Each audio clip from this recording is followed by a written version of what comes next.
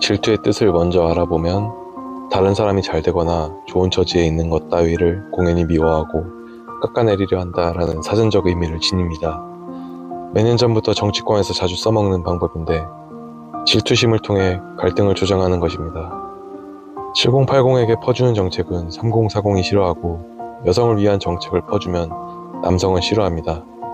기초생활수급자에 대한 복지는 멀쩡히 직장생활하고 있는 사람들의 질투를 유발합니다. 돈 퍼주는 정치를 하는 정치인에게 향해야 할 분노가 엉뚱한 데로 향하는 것입니다. 질투는 우리 같은 성인뿐 아니라 유년기의 형제자매에서도 찾아볼 수 있습니다. 보통 동생이 태어나면 동생을 향한 질투가 피어나서 문제를 일으키곤 합니다.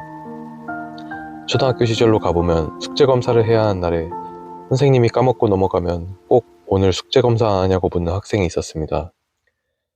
요즘 키워드로 보면 외모는 딸려도 능력이 좋아서 예쁜 여자랑 결혼할 사람은 비꼬아 말하는 일컫는 퐁퐁이라는 단어가 있고, 주택자들의 아파트값 하락을 보며 비꼬는 무주택자들을 일컫는 말인 폭락이라는 단어가 있습니다.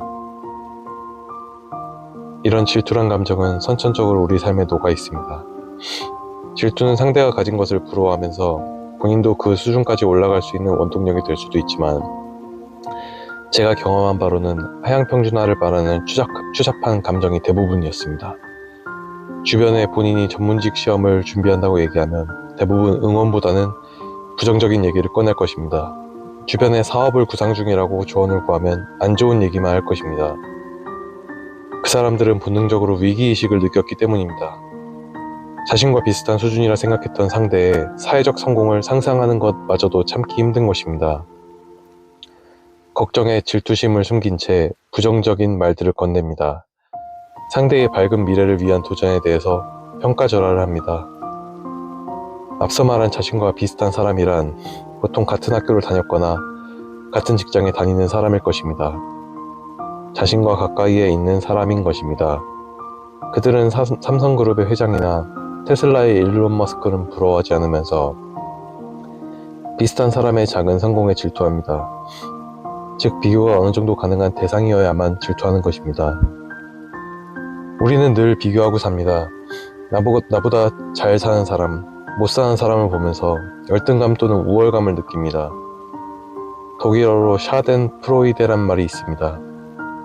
피해를 뜻하는 샤덴, 그리고 기쁨을 뜻하는 프로이데를 조합한 단어입니다. 이는 남의 고통은 나의 행복이다라는 개념입니다. 이 또한 질투심과 연결됩니다. 그래서 돈 자랑도 하면 안 되지만 본인에게 안 좋은 일이 일어났어도 타인에게 말하는 건 그다지 좋은 판단이 아닙니다. 위로와 동정보다는 샤덴프로이데를 끌어올릴 수 있기 때문입니다. 이렇게 질투는 인간의 본성인데 우린 어떻게 하면 우리를 질투하는 사람을 알아차릴 수 있을까요? 결론적으로 굉장히 어렵습니다. 자신의 질투를 들킨다는 것 자체가 수치스러운 일이며 그 마음을 가지는데 정당한 이유도 없기 때문에 부인하거나 숨기려 들 것입니다.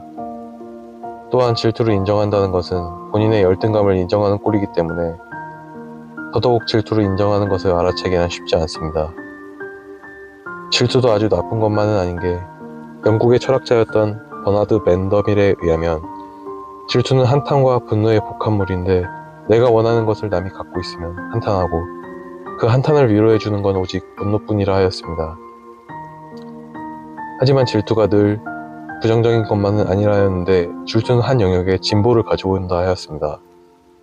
우리는 자기보다 뛰어난 지식이나 기술을 가진 이를 보면 처음에는 감탄하다가 자신의 능력이 향상되면 질투를 느끼게 되고 그 질투가 자기 자신을 발전시키는 연료가 되기도 한다는 것입니다. 요즘 10대들의 우울증이 상당하다고 합니다. 대부분 질투에서 옵니다. 어릴 때 등골 브레이커라 불렸던 노스페이스 패딩 없으면 우울했듯이 요즘엔 더 많은 세상을 알게 돼서 그런가 봅니다. 또한 물질적인 것만 비교를 하지 않지요.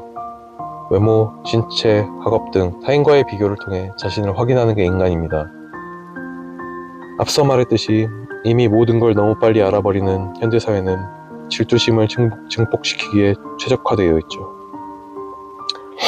그렇다면 반대로 왜 다들 과시하고 싶어서 안달일 것일까요? 사람의 욕심은 돈을 좀 벌었다고 해서 채워지지 않고 자신을 부러워하는 누군가가 있어야 채워집니다. 본인의 우위를 누군가에게 보여주고 질투를 받아야만 그 욕심이 비로소 채워지는 것입니다. 여기에 돈도 없으면서 명품을 사는 허영심의 이유가 명확하게 나와버립니다.